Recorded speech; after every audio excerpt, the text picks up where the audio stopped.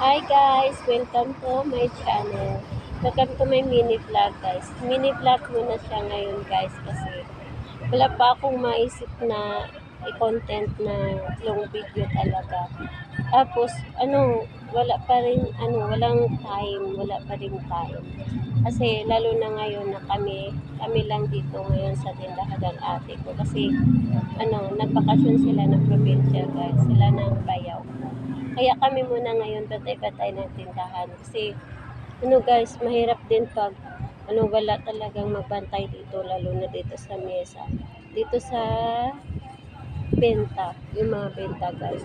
Tapos dito guys, ito yung tindahan ng ate ko, damitan. May mga brand new, tsaka may ukay-ukay din siya. Doon sa kabila guys, hardware naman siya guys, doon sa kabila.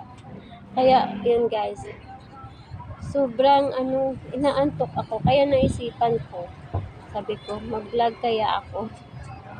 Mag-vlog kaya ako. Kahit ganito lang yung vlog ko muna ngayon. Kasi sobrang inaantok ako. Para mawala yung antok ko, kailangan kong to. Yung parang may kinakausap ako. Kasi para mawala yung antok ko. Kasi mahirap pag makatulog ako dito. Tapos pagising ko, wala na yung benta namin, di ba? Pero hindi naman yan guys. Safety naman din dito. Kaya guys, ito. Kasi today is Tuesday. Wala masyadong customer. Kaya sobrang nakakaantok. Yung nakaupo ka lang guys, tapos wala kang ginagawa, wala ka pang kausap. Ayun, dadalawin ka talaga ng antok niyan guys. Sobrang inaantok ka. Tingnan nyo naman yung mata ko guys. Sobrang inaantok. Tapos napaka-haggard ko pa. Hindi na kami halos makaligo dito kasi kami lang dito saglit-saglitan lang kami. Ay, yun guys, naisipan kong mag-vlog ngayon para naman mawala tong antok ko. Alam niyo ba guys dito, sobrang ganda dito guys. Pag may negosyo ka na, kagaya ng mga pagkain guys. Ang ganda dito guys kasi doon sa unahan, babaan siya ng jeep. Tapos may sakayan din siya ng jeep sa unahan din. Kaya daanan talaga siya, madaanan talaga dito guys. Ang daming dumadaan dito guys, araw-araw. Parang walang putol yung dumadaan dito guys. Maingay tong paligid ko. Maingay tong vlog ko ngayon guys. Pasensya na talaga kayo. Kasi yung mga tao dito guys, walang tigil na dumadaan. Minsan nga naisipan ko na itanong kung saan ba kayo pupunta, bakit pa walang tigil sa kakadaan guys, walang tigil sa kakadaan talaga. Kaya minsan isipan ko na itanong kung saan kayo pupunta. Pero alam naman natin kung saan talaga yung punta nila. Kasi yung iba naka-uniform, mga estudyante, yung iba naman may mga trabaho, gano'n.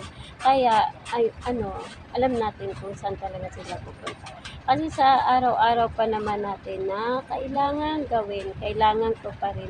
Kagaya ng may mga trabaho tayo, kailangan talaga natin gawin yan guys sa araw-araw. Kasi araw-araw din tayo kumakain, di ba? Kaya kailangan talaga natin magtrabaho. Lalo na pag may pamilya na, di ba guys? May mga anak na pakakainin, may mga anak na papaaralin. Kaya kailangan natin magsikap. Bawal magtamad-tamad talaga. Kaya ayun, maganda dito pag may negosyo, lalo na sa mga pagkain. Yun lang talaga guys. Pero napag-isip-isip ko talaga guys, minsan napag-isip-isip ko, what if kung ang mga tao hindi kakain, di ba guys?